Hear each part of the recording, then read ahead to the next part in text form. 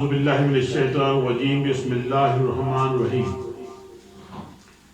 قال رسول اللہ صلی اللہ علیہ وآلہ وسلم طلب قصب الحلال فریضہ دون بعد الفریضہ۔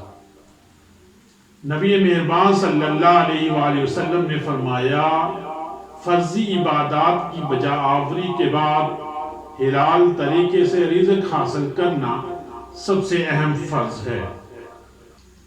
اس حدیث میں حلال روزی کمانے کی اہمیت بیان کی گئی ہے کہ فرض عبادات اللہ اور رسول صلی اللہ علیہ وآلہ وسلم پر ایمان، نماز، روزہ، حج اور زکوٰۃ وغیرہ کے بعد سب سے اہم فریضہ حلال رزق حاصل کرنا ہے، کیونکہ عبادت میں لطف و سرور حلال روزی سے ہی حاصل ہوتا ہے۔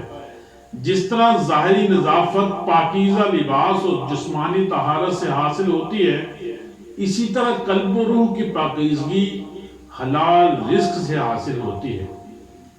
حلال رزق کھانے سے جو قوت اور طاقت جسم میں ہوگی، اس طاقت سے عبادت کرنے کا اصل مزہ حاصل ہوتا ہے۔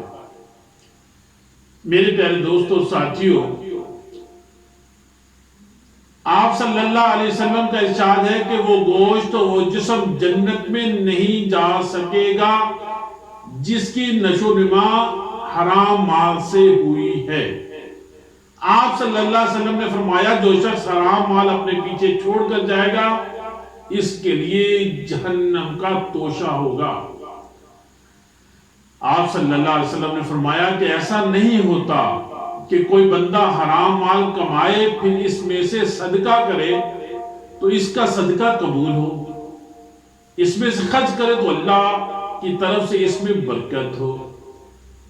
ایسا کبھی نہیں ہو سکتا۔ اگلی حدیث میں نبی مہربان صلی اللہ علیہ وسلم کا ارشاد ہے کہ پوری سچائی اور ایمانداری کے ساتھ کاروبار کرنے والا تاجر آخرت میں نبیوں، صدیقوں، شہیدوں کے ساتھ ہوگا۔ کتنا بڑا مرتبہ ہے میرے پیارے دوستو ساتھیو۔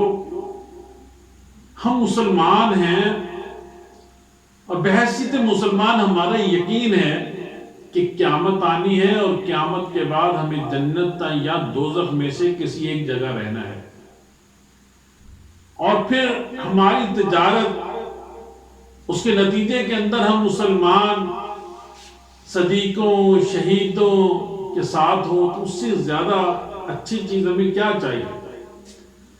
آپ صلی اللہ علیہ وسلم سے دریافت کیا گیا کہ کون سی کمائی زیادہ اچھی ہے؟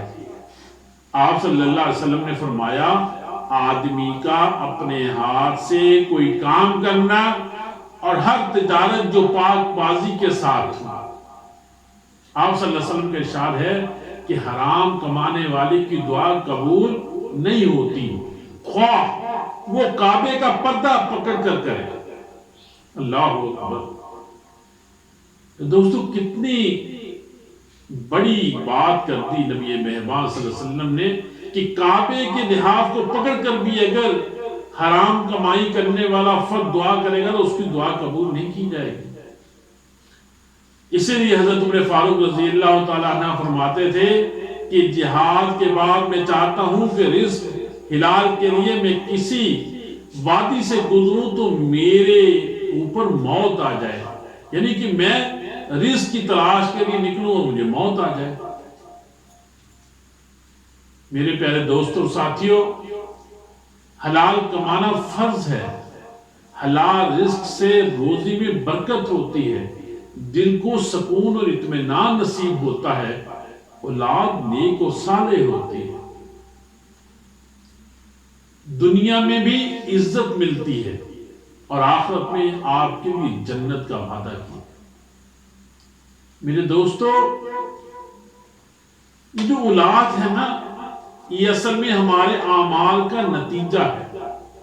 اس کی تربیت اصل میں ہمارے اس مال کی بنیاد پر ہوتی ہے کہ جو ہم نے انہیں کھلایا ہوگا۔ بس دوستو، اس لیے حلال رزق کمانے کے لیے ہمیں کوشش کرنی چاہیے، اللہ رب العزت سے بار بار دعا کرنی چاہیے کہ یا اللہ حلال روزی عطا فرما، اور حلال روزی تو چاہے تھوڑی ہو اس میں برکت ہوتی ہے، اللہ کی خوشی ہوتی ہے، اللہ کی رحمت ہوتی ہے، اور اس کے نتیجے کے اندر کامیابی ہی کامیابی ہمارا مقدر ہوگی۔ اللہ تعالیٰ سے دعا ہے کہ اللہ تعالیٰ ہمیں حلال رزق کمانے کی توفیق عطا فرمائے۔ پیارے دوستو، اگر ہماری ویڈیو آپ کو اچھی لگے تو اسے سبسکرائب ضرور کر دیں، ساتھ ہی بیل کے بٹن پر کلک کر دیں تاکہ آپ کو ہماری آئندہ ویڈیوز ملتی رہے۔ وآخر دعوانا الحمدللہ رب العالمین، آمین۔